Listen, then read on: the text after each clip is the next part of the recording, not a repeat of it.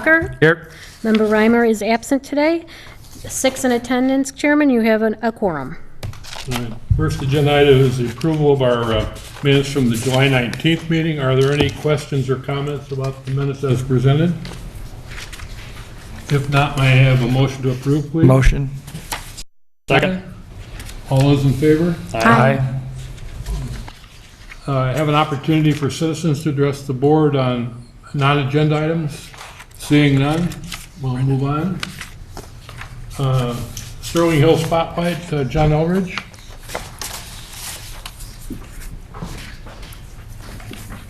Thank you, Chairman, members of the board. Last time it didn't work for me. John Eldridge, I am the Program Manager of Early Childhood Education, Cultural Arts, and Special Events, here today to talk to you all and the community about Sterling Hall Arts Center, one of the hidden gems of Lake Forest. First one, Sterling Hall is a top-notch art facility with an emphasis on ceramics. We offer a lot of ceramic courses, but we also do try to offer a lot of mixed media, painting. It's located at historic Grove Cultural Center at 60 East Old Mill Road. The amenities at Sterling Hall, we have a guile, gas kiln, soda kiln, raku kiln, 3 electrical kilns, 4 naturally lit art studios, a specialty glaze room that also has various different types of glazing that you can offer. There's a spray station that's top of the line. We do dipping, and you can actually apply the glazes through painting, so we offer a variety of different types of glazing there. And we have a slab roller, 12 potter's wheel in our potter wheel-based studio, and much more as far as outside different types of kilns and things like that. I put a couple of pictures of the variety of kilns that we offer. We have in the top right is the soda kiln that's outside, and then in the bottom left is a raku kiln firing that we actually did a couple of weeks ago with some of our students. It's a really cool experience to see live. It's different than your normal type of kiln firing. It's much more quicker. The kiln heats up rapidly, and as you can see, you take out the works of art as they're kind of burning. Instead of going, you drop them into these large garbage bins that are filled with different types of newspaper and things like that, and it starts a blaze, and then once the fire is out, it's done, essentially. So it's a really cool experience. And then in the bottom right is our large gas kiln that we use to fire a majority of the students' work throughout the season. Wanted to introduce you to our staff at Sterling Hall. We have at the top is our art director, Karen Avery. She is our newly hired art director. She's been there for about 8 months now, I would say. She's been a welcomed addition. The students love her. There's a lot of positivity around the studio with her arrival. She brings a lot of experience, over 30 years of it, to the table. She comes from a background in ceramics, which everyone likes, and has a lot of resources as far as different instructors, connections with local art facilities. So she brings a lot to the table, which we really enjoy. Under her is our art supervisor, Debbie Lerman. She focuses a majority of her time on our youth art program. So our different art classes for the youth, our ceramic classes for the youth, birthday parties, things of that nature. But she does also teach an adult hand building class at the art studio. So she kind of does a little bit of both, but she focuses mostly on the youth end of things. She's been with us over at Sterling for over 10 years, so she also brings a ton of experience. Both of them are very educated in the arts in Sterling Hall itself. So they're both great to have at the helm there. And then we also have hired a lot of new instructors over there at Sterling since Karen has been aboard. And then also previous to Karen, we have Sharon and David Hartshorn, we have Pam Lee, Robin Power, Michael Skirsch, Beth Shader, Ahmad Ibrahim, and Patty Kochever, who all bring different things to the table. Sharon and David focus mostly on ceramics and these specialty kiln firings as far as the soda kiln and the raku kiln firings. Pam Lee is a figure sculpture artist, so she teaches our different figure sculpture classes that we have there at the studio. And Michael Skirsch is a tile specialist, so he teaches a tile making course for us and does different types of workshops with us there. And then we have Beth Shader, who is our painting instructor, and Ahmad Ibrahim is our newly hired mosaics teacher that actually has had work published in a French mosaics art magazine. So we're very excited to have him on board this fall, and he brings a lot to the table as far as experience, so our students are excited about it as well. And then Patty Kochever is going to be doing a couple of our specialty workshops and firings for us. Along with our paid staff, we lean heavily on our student monitors to run open studio hours for us, help out around the facility where they can. So I wanted to make sure I acknowledge them as well, because they're a big part of what we do over there. The adult classes that we offer Introduction to Wheel, we have Intermediate Wheel Throwing, we have Hand Building for adults, Mosaics, Figure Sculpture, Tile Making, and Watercolor. The Tile Making is a newly added class, and we hope to also offer a couple new painting classes. We're interviewing a new instructor for that actually tomorrow afternoon. So hopefully we've added a few new classes and hopefully to offer more just to meet the ever-changing needs of the community. The workshops that we offer for adults, we have a couple coming up this fall/winter, the Kokisha dolls, which is the Japanese figurine dolls, and sculpting Santa Claus, which is kind of a gnome Santa Claus that we're going to be doing. And Try Spinning the Wheel is a free workshop we're offering to the community in October, just trying to get people out to come try spinning the wheel, get their hands dirty in some clay, and hopefully develop a love for it and want to sign up, or an interest for it and want to sign up for a class and join us in the winter sessions. Next, we have our youth classes and workshops. We have Art Attack, which is a mixed media class, Dynamic Ceramics, which would be ceramics, Young Potters, which is an introduction to the wheel class for the youth, Drawing and Painting, which is a new class that focuses, we notice a need for a drawing type class or painting just to hopefully reach that type of interest of the children in the community. So that was our first time offering this fall, and we actually had 8 registrants. So it's exciting to see that we actually did meet the need there. And Autumn Inspiration is a youth class that we're offering on Saturdays this fall. Workshops, we do a ton of them that kind of fit the theme of the season. So we have coming up here in November, ceramics cornucopia, turkey centerpiece, and then in December we will have the ceramic Christmas ornaments, wreath making, and a Happy Hanukkah and dreidel workshop coming up, so that the kids can make some cool art pieces to bring home for their parents to then cherish and keep for the years. Twigs Art Camp is a big program that we offer at Sterling Hall. It's an art camp.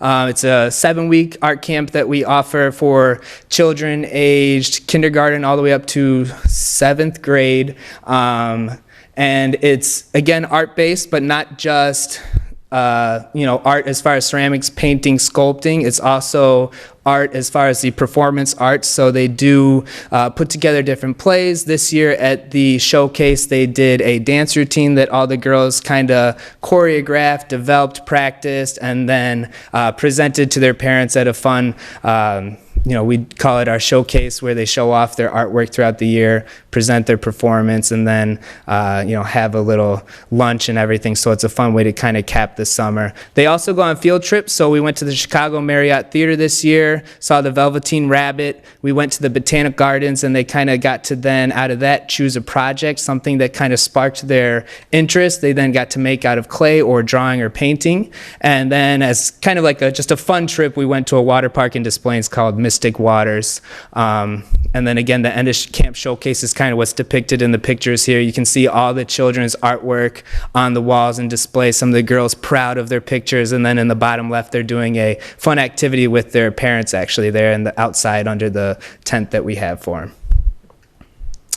So I wanted to also talk to you all about some stuff that we have going on coming this fall. Again, Patty Kochever, who is one of our new instructors, is going to be doing a primitive pit firing, which is a primitive form of firing ceramic pieces. They're actually going to be digging a giant pit, you kind of throw in a bunch of I guess, various combustibles. So I've been described to it as like banana peels, other things like that, that when you cover it and start the fire, cover it with dirt, it will bring out these really cool looking colors and things within the pieces. So this is actually a piece that Patty had done, and you can just see how it's very kind of raw in nature. It's not something that you would normally get through like a gas or an electric kiln firing. So it's something that's really cool. We're only taking 12 registrants, so it is going to be kind of low as far as the amount of people that can join. So we're trying to encourage people to sign up as quickly as possible so they can really take part in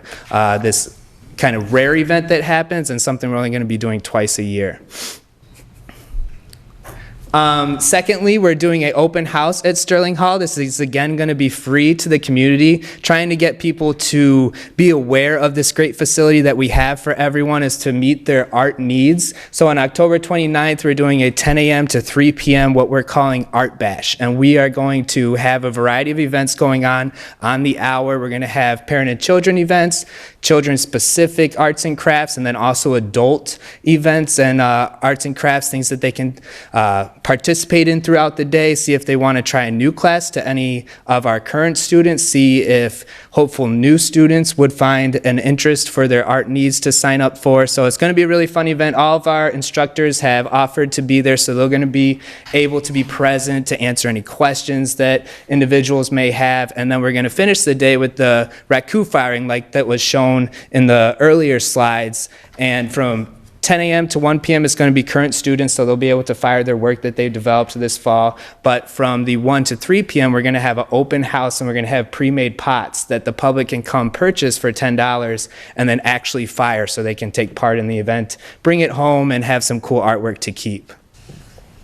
And then lastly, we hold this every year as our annual holiday art sale at Sterling Hall. It's December 9th and 10th of this year, Friday and Saturday, Friday from 6 p.m. to 9 p.m. and Saturday from 10 a.m. to 4 p.m. This is a chance for the students to not only showcase their work that they've developed throughout the years, but also offer it for sale to the public. So we have a lot of our students are professional artists on their personal time, and this is the opportunity for them to sell their work, and it's also a fundraiser for Sterling Hall to help keep providing the great programming that we have for the community. It'll be located at Sterling Hall at 60 East Old Mill Road. Any questions from anyone? Questions or comments? Yeah. So, John, right? Yes. Yeah, so thanks for spending some time on the programs you're offering. It looks really cool. A lot of great things going on. Do you have any items on your wish list or programs you'd like to add that you're not currently offering today?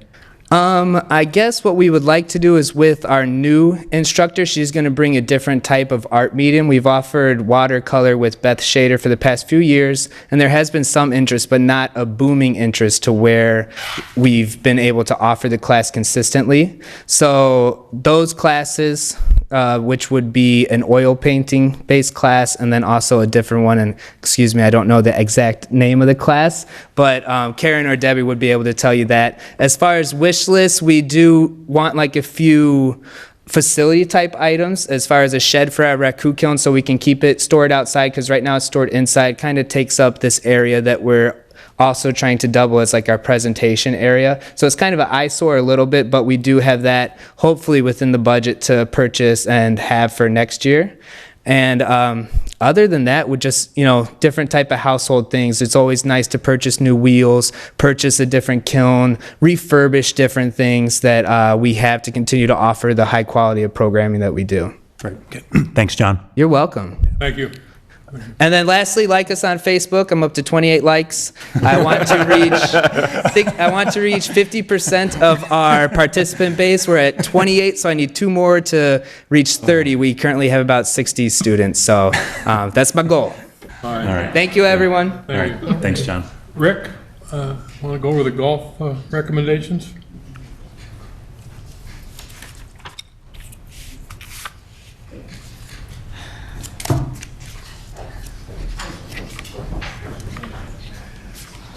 Good evening. Thanks, Charlie. Tonight we're here to discuss fiscal year 2018 fees for the Deer Path Golf Course. We can kind of summarize the entire proposal that we're putting in front of the board in a couple of simple words of maintaining. As you all know, we're going through the process of a master enhancement plan to bring the golf course forward in terms of its conditioning and keeping it viable for the future. And in doing so, we're going to have some projects continuing on over the next couple of fiscal years. And after meeting with staff repeatedly over the last several months discussing these things, we thought it was the best idea to maintain the current levels of fees for all membership annual passes, for all daily fee greens fees, and then the ancillary items such as cart fees and rain fees, to maintain a consistent pricing structure over the course of the construction. Once we go through all the projects and the construction is complete and we have what we hope will be a better, more viable product, then we will price it according to the marketplace. So all those fees will remain the same as in FY17. There is a full list of those fees on there. We've done some comparable shopping again. We maintain our position in the marketplace fairly close to the middle in terms of the costs. We're a little on the lower side on the daily fee type items, but we're a little on the higher side for the annual pass and membership type items. So it kind of puts us right in the middle of the ballpark. An interesting note for FY18 will be that Sunset Valley, one of our competitors, will be closed for renovations. So there's hopefully an opportunity for an uptick there. And there is still no determination that we've heard of what will happen to Highland Park Country Club after that renovation. And we'll see what comes that will be in our FY19. Did you say next year or the following year, Rick? In the beginning of our FY18, which will be Next calendar next year, Sunset Valley will have the renovations. Their plans are available online if you're interested in seeing what they're doing. Ironically enough, it's a lot of the same things that we're doing, drainage fixes and some sightline improvements, those kind of things. So on the list of fees, you can see that they're maintaining the same from FY17 to 18. Hence a big stack of zeros as far as percentage increases. So what we're looking for the board from this evening is to approve the proposed FY18 fees and direct staff to proceed to City Council for approval as presented. I had a quick question. Questions or comments? Certainly. Yeah. Were you comfortable with the revenue numbers from this past season? For this particular season, we've had a couple of mitigating factors on this year's revenue. We're not entirely thrilled with it, but we do still have some actionable months. We've taken quite a few actions here in September that will pay off not only in this month, but October, November, and hopefully in the spring. We do have quite a few quite a few arrows still in the quiver. As it sits right now, we did have some unlucky weather. We did have some participation down in particular leagues. For example, if we were counting on some historical numbers of a league presenting 50 players a week as an example, this year it's tended to be a little more on the 30 to 35 players. So there are some decreases there. We do have a lot of the season left. We have this fall and then we have the next spring. So with a little bit of good weather and some luck, we can sneak closer to where we would like to be in terms of revenue versus budget. I had a quick question on some of the membership numbers. So if I just kind of do the math, there's some membership fields where you don't have many members. That is correct. Have you guys ever first looked? example is a non-resident juniors. There's 0. Yeah. So there are some. Well, I know my son's a junior, and I know he's got I bet he golfed there about 10 to 15 times, and I know he has some buddies that he kept golfing with. Have you guys ever looked at how they utilize that and whether you could lower it to then, have a pop of, say, 50 more juniors or something like that and drive more revenue based on how much they actually turn out? Well, absolutely. We've done some studies in the past on what you might call an average rate for membership. Yeah. For example, if you sell 10 junior memberships and 3 or 4 of them account for 60 rounds, but then in your case, as you mentioned, only account for 3 or 4 rounds, you can get an average amount of money spent by that base for each individual round. Not surprisingly, probably to anybody, the senior memberships have the lowest average rate, and some of the juniors do have the highest. Yeah. There are some things that we'll entertain over the winter in packaging. Some ideas we're discussing with city staff are an example in your scenario where we could sell a combination membership to you and your spouse, or maybe a single membership to you, and then provide junior memberships in the same household at a discounted rate. So trying to promote on the family golf idea to try to get everybody out together. So we'll have some package ideas that we'll put out in the springtime, which again will help us when we get to the last 3 or 4 months of this fiscal year, try to generate a little additional revenue. And then just one follow-up question. Have you guys ever looked at annual memberships for just like range balls? I know some places will do that for a couple $100s. Sure. Just to get people there, and then hopefully they're golfing after they hit, Absolutely, and that is a nice source of revenue. The issue we have right now is the constraints of the facility. We can only put about maybe 10 stations on the range at a time, and we can only move it back to about 9 or 10 different locations. So if you had an unlimited range pass, generally the people who are going to be interested in that product are the people who practice a lot anyway, so they're looking for the value. So they're probably, if you put no limitations on it, they're going to end up hitting more golf balls and spending less with you, which is great for the consumer, but it's a lot more turf damage and it takes up a station where I then can't sell balls. That will be something we'll most definitely entertain in some format once the range renovation is complete, which could increase capacity depending on the final execution of the plan by up to threefold. In that scenario, you have a lot more space to deal with. You can come up with some sort of a range pass or range membership type item. Gotcha. I will say I golfed there a lot this summer, and the customer service was great, and I probably went with maybe 10 to 15 friends at different times. We all had great experiences. Wonderful, thank you. Good work. Hey, Rick, I had a couple questions on the non-resident seasonal fees. Where are those? I know it's not a big number. Right. Where were those people coming from, or? Oh, as far as like zip codes where they're coming Yeah. from? Generally, they're not very far away. You're talking about a handful in Highland Park, which we picked up from this year. I think some of that probably came from either Sunset Valley or Highland Park, or from the Country Club. They're kind of split around. It's not a big number at all. A couple in Deerfield. So a lot of it is within that guideline that we've talked about in the past. If you're within 10 miles or 15 miles, you're probably apt for it. Some Lake Bluff as well. There's not a real hot spot of target like, boy, we picked up 20 non-residents specifically from Highland Park. We haven't seen that yet. Part of the changes going on in Highland Park may have something to do with And the is that future non-resident benefit. fee less than the resident fee in those places? Or is that why they're coming? No, everybody follows the same format that we do, where they are a higher price to a non-resident. It's to show a benefit to the people in either the taxing body or in the park department you're in. I think a lot of the people who join, if you look at them on an individual case basis, are joining specifically for a group. They play with a group of 4, 6, or 8, 10. They're one or maybe two of the people in that group that just happen to live outside of the zip code, and they continue to join either way. Do you think that's going to increase next year or no? Or you guys anticipate? I think that the biggest increase that we'll see in any membership in the future, if you're looking out on the horizon, is going to be after renovations.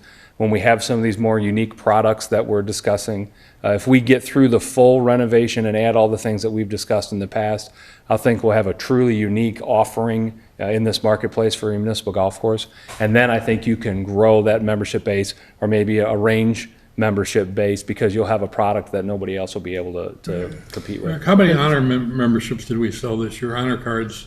Of the loyalty cards? Yeah, loyalty cards. I want to say it's, because we still were selling them all the way into July, I want to say it's up near 200.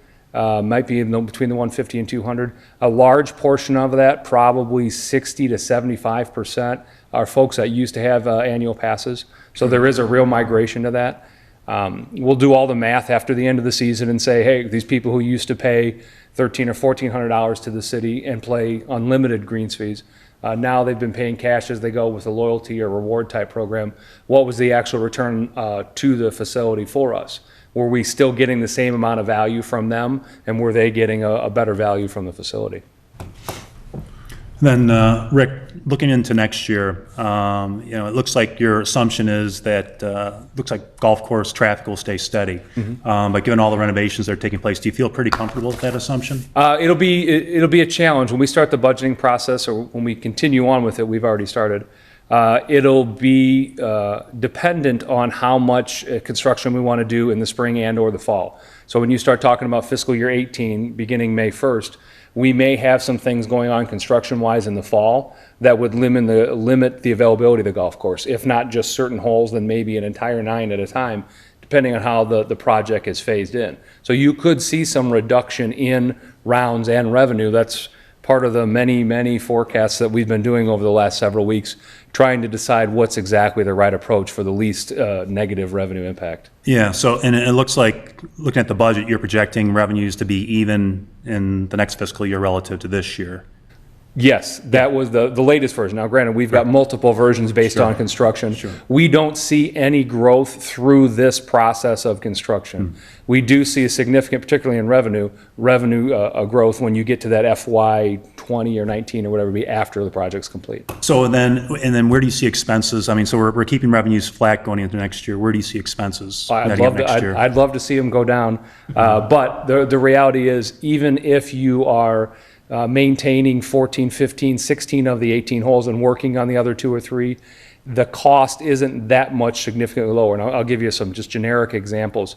If you were to close 9 holes in September to do work on those 9 at a time, your brain would immediately say, well, 50% expense reduction in course and grounds.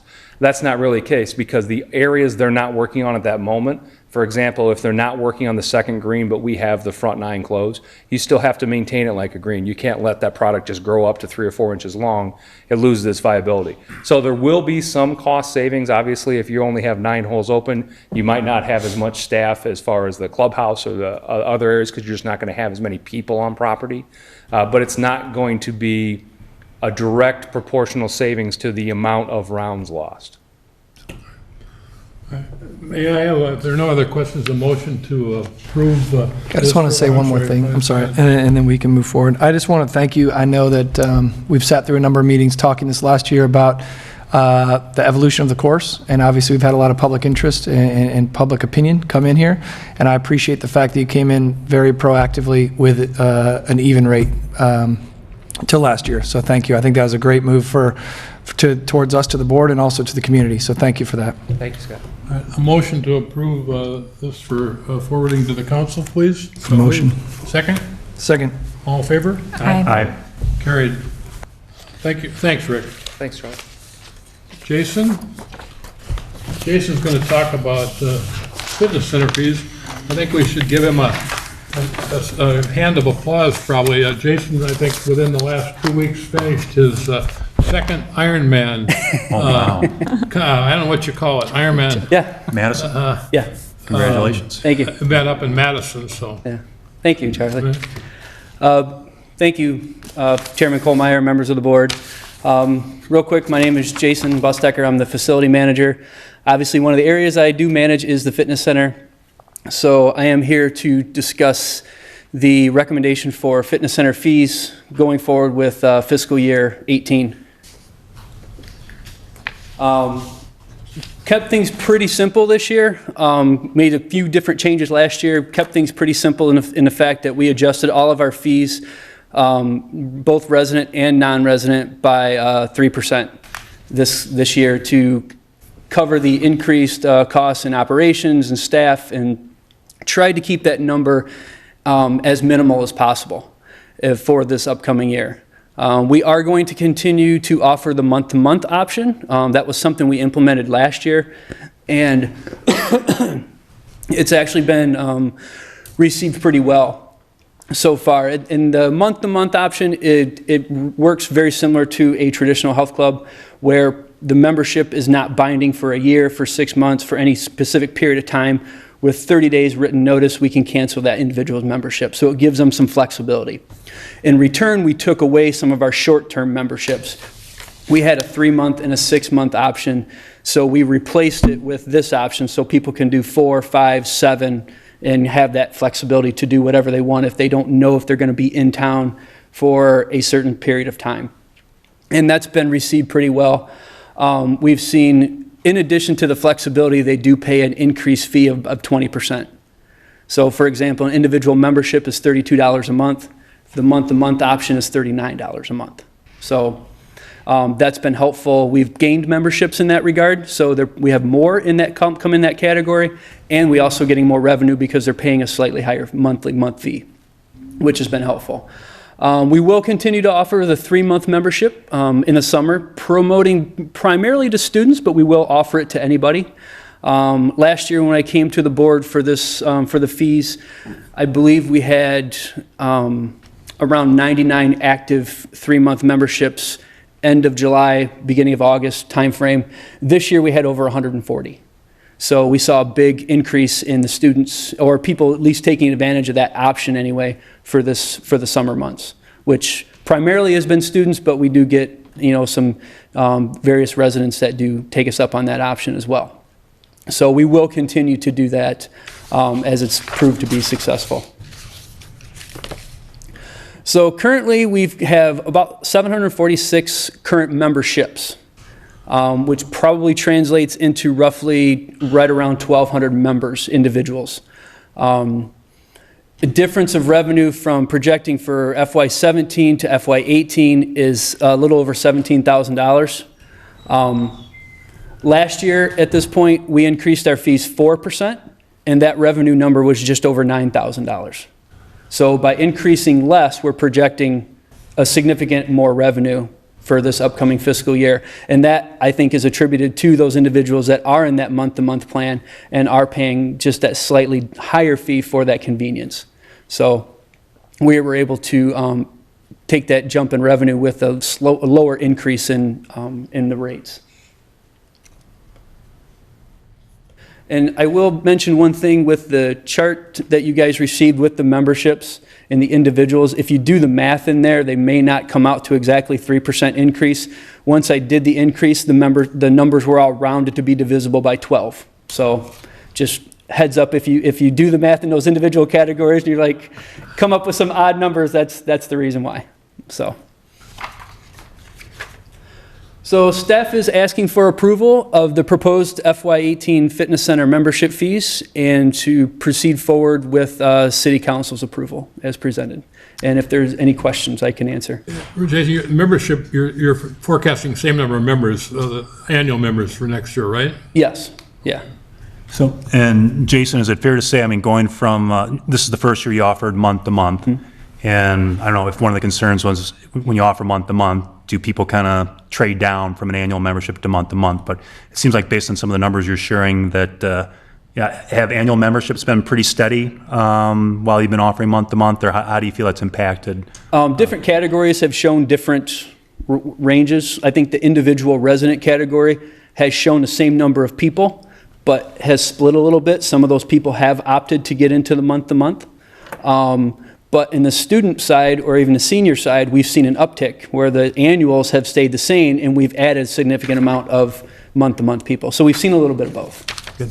So. Thanks. Quick question, are classes factored in here? Where are those? I know those are extra, right? Right. Yeah, the numbers you see are only considered for the membership fees. They do not include any classes or any other ancillary fees that we provide. Do you guys have any plan changes there with rates or programming?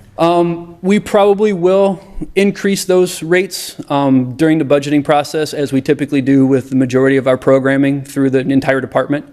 So I do anticipate those going up probably roughly around the same percentages, but we have not determined that specifically just yet. Thanks. So. Can I ask you a question regarding the senior rate? Would the monthly be $25 or $30 based on the chart? Let me look real quick. Because it looks like the proposed annual is $300, is that? Are you the senior resident? Mm-hmm. Okay. It's $300 or $25 per month. Okay, so that's actually less than what it was in 2017, correct? Because in 2017, it looks like the senior resident rate monthly was $29. No, well, okay, I think I understand what the annual rate is, and currently is $288. And we're proposing it to be $300. So I don't know what that 288 divides up by 12. I want to say that comes out to $24 per month. Mm-hmm. The month-to-month is currently $29, and we're proposing $30. Okay, but they can pay monthly still? Yes. And, okay. Yeah. We will do a monthly payment. If they commit to the annual membership, we can still do a monthly payment. That's where you're seeing that $25. Or they can pay the $300 all at once if they choose. Okay. Either one of those options, they're committed to the fitness center for 12 months. Okay. Okay. Okay. If there are no other questions, may I have a motion to approve the proposed fitness center rates for next year? Motion. Second? Second. In favor? Aye. Aye. Motion carried. Thanks, Jason. Thank you. Next, Aaron, the Forest Park permit fees, please.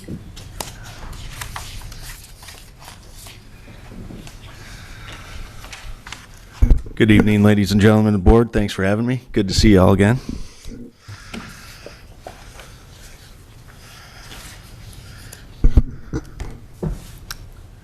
So, staff is recommending an increase of 3% to the majority of permit fees to offset the increased utilities and personnel expenses for the operational of Forest Park Beach.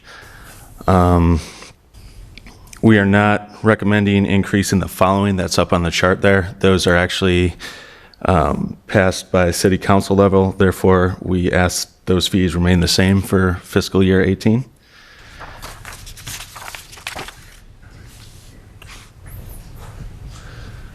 So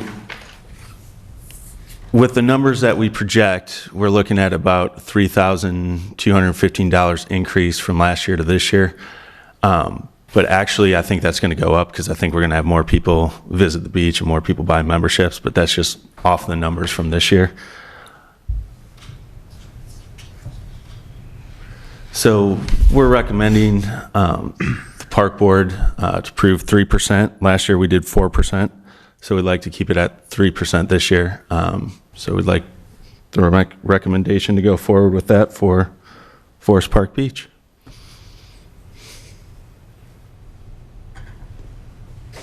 Any questions? I actually have a question. Sure. As far as daily numbers, I know that's not as part of what's being proposed today, but I do have a question for you. As far as resident and non-resident daily fees, have we seen an increase this year? Let's see here. From my notes, we have seen. And while you're looking for that, Yeah. do we also know for the dailies what the difference is between the residents and the non-residents? For the daily? Okay, Do we yes. track that?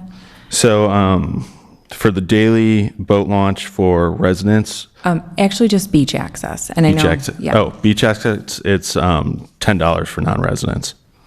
Is But that do what we- you're Do we asking? track the difference between residents who do not have, like, who come and pay the $10? Residents don't pay the $10. What about Lake Bluff? Are they paying? Lake Bluff is paying, yeah. Okay. So Lake Bluff versus not Lake Bluff, is there a difference? Are we tracking any of that? We track everything by, like, if it's a non-resident, we track it by zip codes. Okay. Yep. And the reason why I'm asking is because it was brought to my attention just by a few people who live here that there was a lot of people this year at the beach that haven't been at the beach in the past. And it seemed like there was an influx of people from a lot of different communities, and they didn't necessarily feel safe sending their kids to the beach where it wasn't as busy before. And now it's busy, which is, I think busy is good. When it comes up again to have discussion with city council regarding fees for the beach, I think we need to maybe look at tweaking the fees for it and maybe looking if they're a non-resident guest coming with a resident versus people who aren't part of the community, because we are paying taxes to maintain the beach. So I'm just asking the next time that that's brought up for discussion if we could look at that. Yeah, I'm all for, making more money for the beach, so that would be great. But, Right. this year was very busy. We only had, I think, 7 red flag days due to bacteria, a handful of days, maybe like 5 for high tide, and 3 for weather. I mean, so it was a busy summer down there. Yeah. Okay. As consideration be given, Sally, I don't know if that's to you, or about increasing that non-resident beach access fee? That seems pretty low to come down and. So the non-resident fee has actually been studied very intensively. We are actually one of the higher non-resident fees. You have to remember that the lakefront is a public lakefront. The parking is the only thing that's limited to Lake Forest residents. We have got to allow any and all public access to the water. So when we set the $10 non-resident fee, we went out and we studied all the way up and down the shore, and we are actually one of the more expensive non-resident fees. We have a wonderful facility and it attracts people. What we can do is step up how we manage the beach, which Aaron has been working on, but it does take time for change and for people to get used to new rules. And so we may see a diminished amount of visitors from the non-resident category because the rules were enforced this summer. What does that $10 get them then, if it's, everyone has access It just gets them entrance into the beach, that they are allowed to come down the steps. They cannot park. They have to park in town. And everyone, even an infant, pays $10. Looking at this, I'm assuming that most of these non-residents must be on weekends, Yes. because otherwise, if we're over a 90-day period, you'd only be averaging 10 people a day there. Yeah, we So if they're only there on 2 days out of 7, it ends up being 5 times that much. right. We only charge on weekends and holidays for non-residents. I'm sorry? We only charge on weekends and holidays for non-residents. Why is that? That is the direction City Council sent us in when we implemented this, the non-resident daily fee. They wanted to leave Monday through Friday open for anyone to be able to walk in. That's a requirement outside of our hands? It would bear further discussion and proposal to City Council. Okay. Another point along this line, I'm assuming your 3% raise for all of the fees would be the resident daily boat launch as well as the resident membership for the summer, right? So I have a power boat down there. I pay a set fee to have a sticker for my boat, and I can use it for the full season. You anticipate to raise that 3%, correct? Correct. Why are we not considering raising non-resident daily boat launch fees? Why are you raising it for the residents and not for non-residents? Again, that was the one that was approved by city council level. I mean, the message that it sends to the people in our community, I mean, at least raise it the same amount. That doesn't seem to make any sense to me. For watercraft going up launch, too, it's isn't going it? up. No, go back 2 slides. From 60 to 65? I thought it said there was no revenue. A 3% in resident and non-resident permit categories with the following exceptions. Non-resident daily boat launch. So there will be no increase, correct? That's because we went up more than 4% last year. We went up a dollar amount, so people at the beach didn't have to make change. That's why it's at 65. Okay. I mean, if you want to recommend it to go up a higher Well, I would think increment, that you it should can. go up the same as a resident, in my opinion, but you're asking other people from the community to come in, and you're not raising their rate, but we're raising ours. Well, they got more of a increase Right. last year. Okay? Yeah, I mean, what's the, and I don't have the numbers in front of me, and what's the spread between non-resident and resident daily boat fee going into next year? I mean, it's $25. $25, so. But there were only 3 non-resident permits. For daily. Daily. There were 87 for residents. Because they I don't mean, sell. even 40, frankly, for a resident is super high. There's a lot of places around the country where you just launch your boat. Well, that's my point, that you're raising it for the people who live here and not for the Yeah. people who don't. I mean, there's a free boat ramp in Waukegan. Everyone can choose to use that if they want to, me included. But if I choose to pay for this, I feel it's odd that we're not raising it for a non-resident, that's all. Daily boat launch for residents not being raised. It's 40 last year, 40 next year. It's not listed on here, but okay. That's only permit. What about the permit to join it for the season? Right, I paid a flat rate of, I think, 2 and change For what? to have a boat for the whole year. I don't pay per daily use, I paid for the season. They're one both season? they're both going up 3% for the season. Right, so they're those are both going up. Yeah. Right, okay. And did we also look at, there was a gentleman who came to one of the meetings in the past and asked a question about if he's launching 2 personal watercraft at the same time. Is there any adjustments according to that, or is it something that's still being looked at? So we looked at that and we sold, as of August 14th, we sold about 104 permits. and only 6 had double watercrafts on a trailer. So at this time, we don't see a need in changing our fees for that. Okay. Thank you for looking at that. Not a problem. Other questions or comments? I have one more thing, and I just want to bring this up to make sure that the group and that your group has appropriate attention to it. I spent some time with Will Howard this last week talking about ways that we can increase revenue down at the compound. The compound has the largest fees to keep keelboats down there, are fairly high expenses, and it's a great revenue source for our sailing program. Will has devoted a decent amount of attention to reorganizing that compound to make sure that we can get as many people in there. As long as I've lived in the town, we have not had a waiting list. We currently do. And once, in my opinion, that we have a waiting list to have $1,700, $1,800 memberships in there, I think that's when we need to make some changes. Will is being proactive with that, and I hope the group is giving it appropriate attention, because we'd love to get the people off the waiting list, let them pay, not only use the compound, but also let us make more revenue. So please, let's focus appropriate attention here in the fall on that, to make sure that we can get the waiting list as small as we can and get the revenue back in there and increase the number of boats in there. Yeah, we already set up meetings, me and Will, with my bosses to go forward on that Perfect. situation. So Thank you very much. We got some sketches made up, and we're going to Awesome. present that once we come up with a couple more. But we Sure. both got No, ideas I on understand how it's we wanna not easy. move There's a lot of yeah. stuff in there, and there's a lot of trailers, But we got some ideas, and I think it's going to be feasible to move stuff around to get some more boats in there. That is great. It's great for our sailing community, but also great for the bottom line. So thank you for your Absolutely. attention to that. Not a problem. If there are no other questions, again, I'd like to have a motion to approve these lakefront fees for So forwarding moved. to the council. Second. Yep.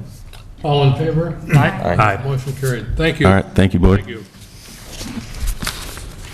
Next agenda item is Forest Park. Chuck Myers talking about sustainability.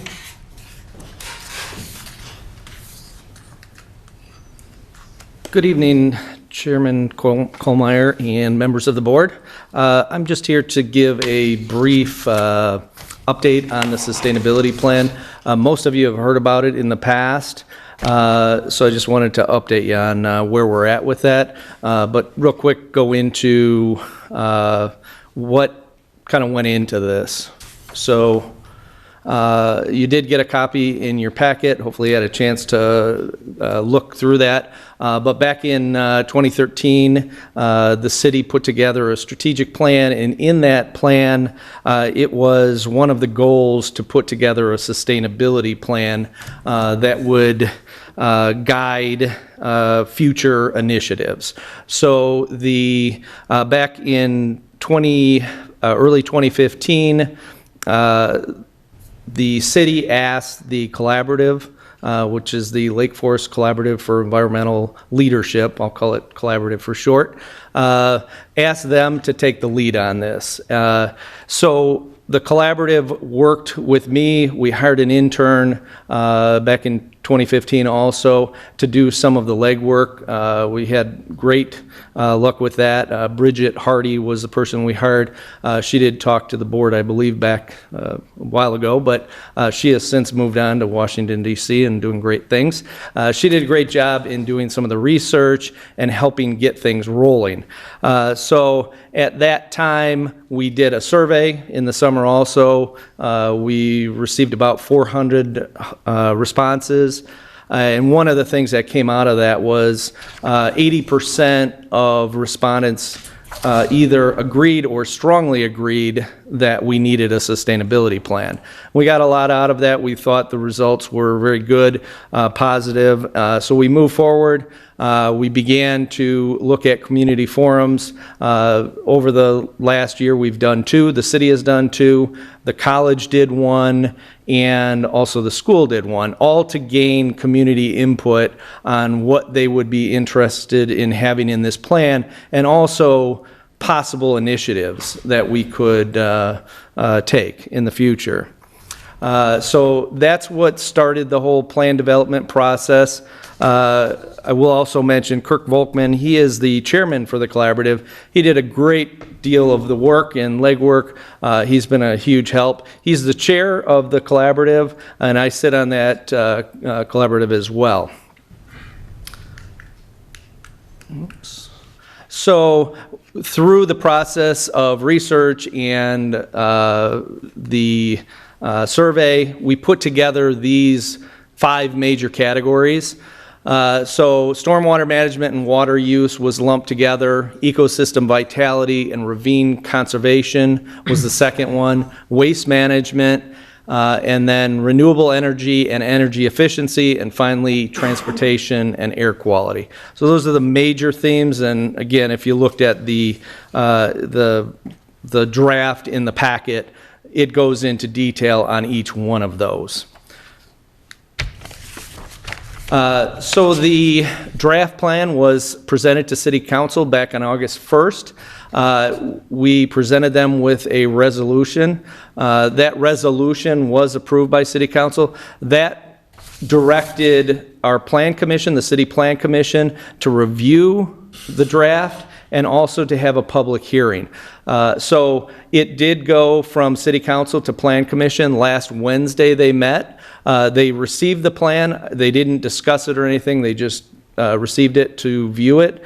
And next month, on October 12th, they will be having that public hearing to open it up to the public for questions.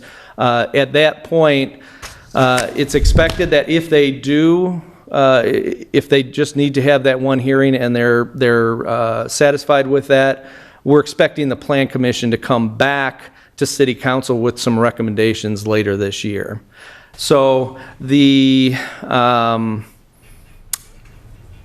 plan now is to start working on some of the initiatives. Through the process of the community forums, we put together 66 initiatives that were then prioritized. That's down to about 14 now. Those they're not included in this. They weren't in here. We have those still. So as this process is going forward with getting this approved by City Council, we are working on putting that into a matrix. You may see some of that. The Park Board may have need of we need your input on some of the items in there.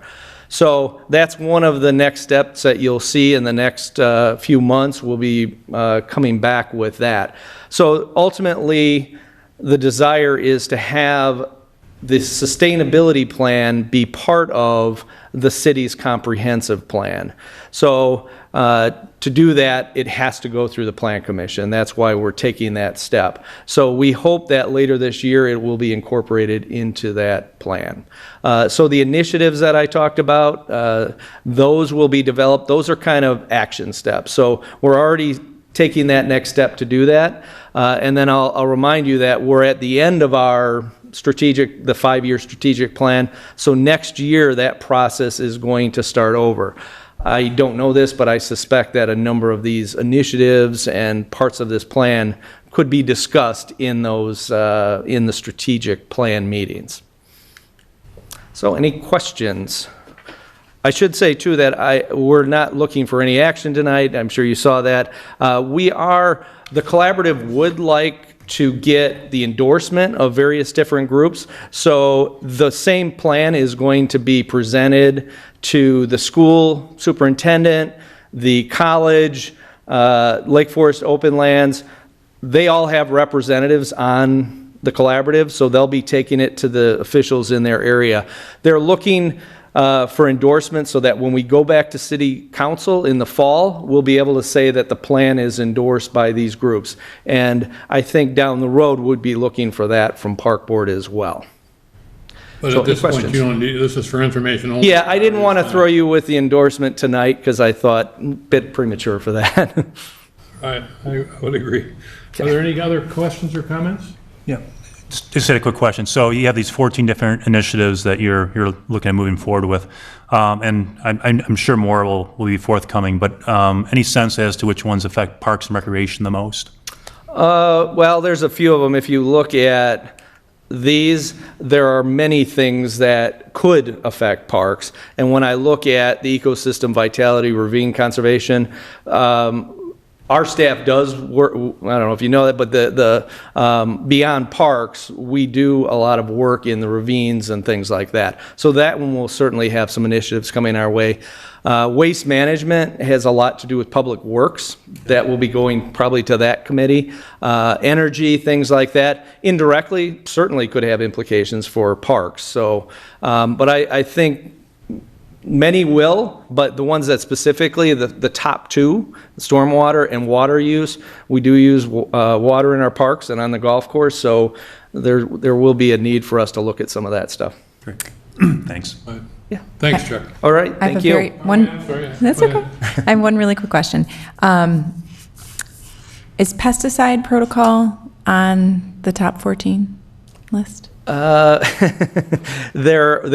just say it definitely is in the 66 because it did come up. Yeah. The concern came up. I don't remember for sure. Okay. My guess is it's probably in there. It will be discussed. I do know that. Yep, I know you're concerned with that. I had someone else come up to me again. There Yep. was someone spraying when kids were at the park. So I just, yeah, I have a picture of it. So I just want to make sure that we're being diligent about that in whatever way we can. So I'm happy to help partner as necessary. And then was there some discussion around the recycling program and coming up with an idea so we can better sort our recycling? Is that Yep, something? there are Do you wanna definitely initiatives with that. That falls under waste management. Okay. No, yeah, there's a number of ones that come to mind are expanding recycling at big events. So that when we have 4th of July, we do some recycling, but we want to do a better job with that. Likewise, this isn't just the city staff. Obviously, these other agencies like the schools, we want them to endorse it, but we also want them to follow the guidelines. So it's meant to be a community-wide movement, as well as residents. There's much in here that they can act on as well. I think it's wonderful and it's a great step forward. Great. So thank you. Thanks. Yeah. Again, thanks, Chuck. Comments, Sally?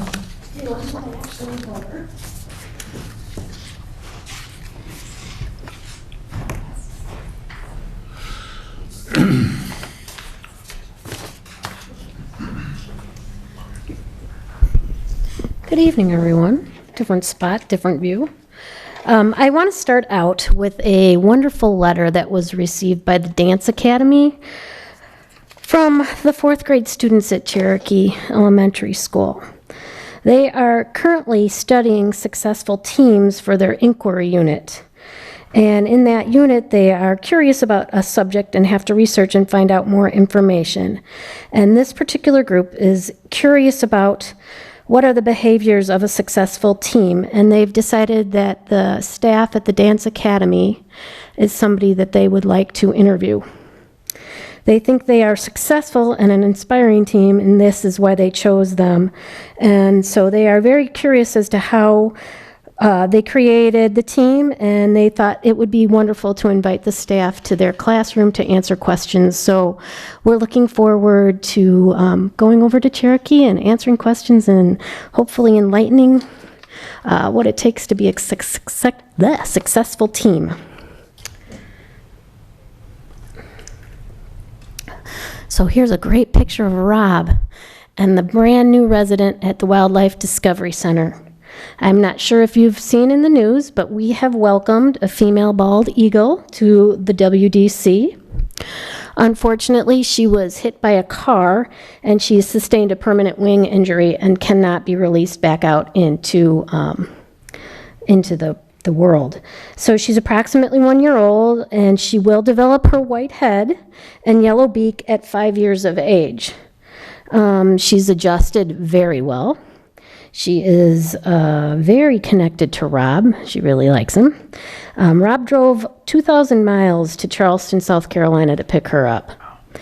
It took us several months to get the permitting so that she could reside at the WDC.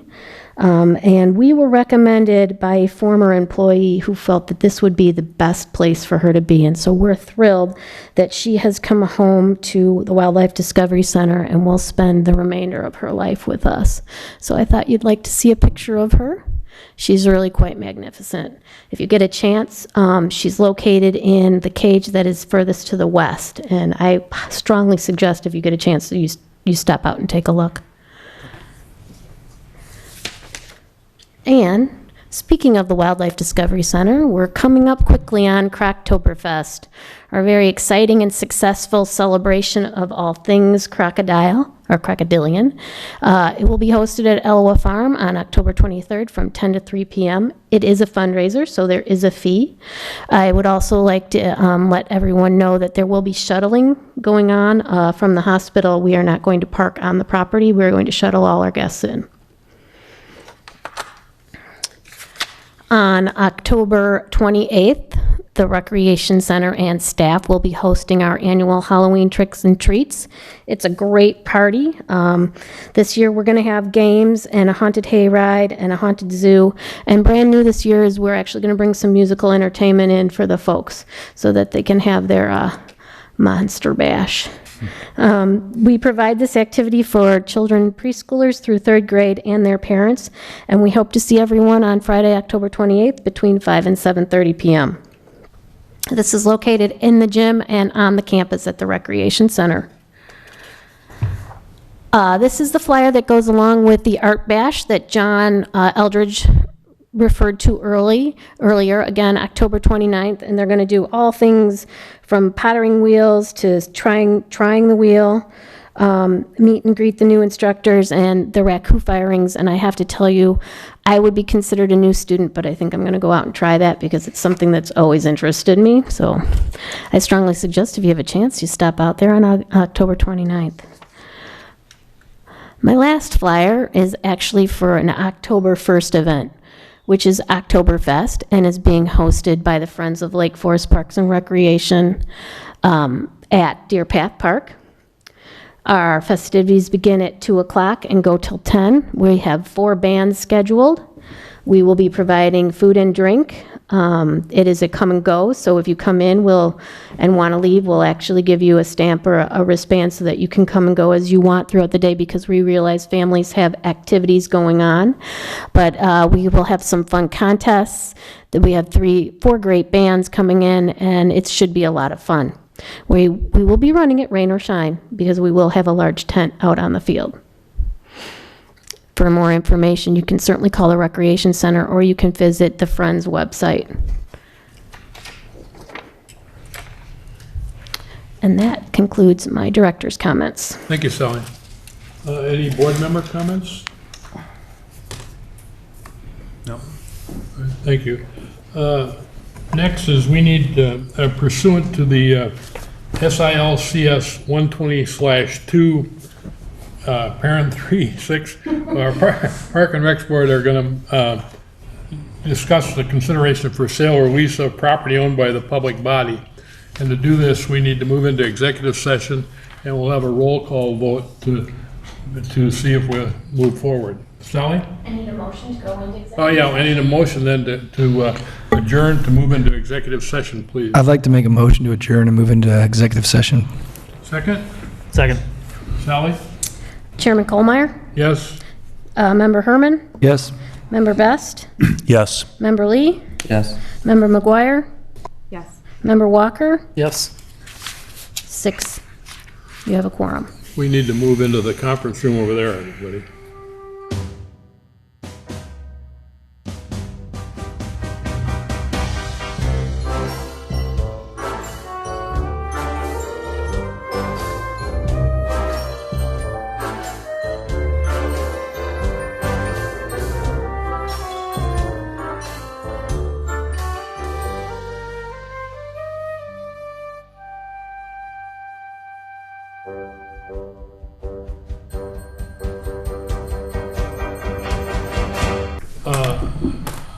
I need a motion to reconvene into a regular session from the executive session we've been in. So moved.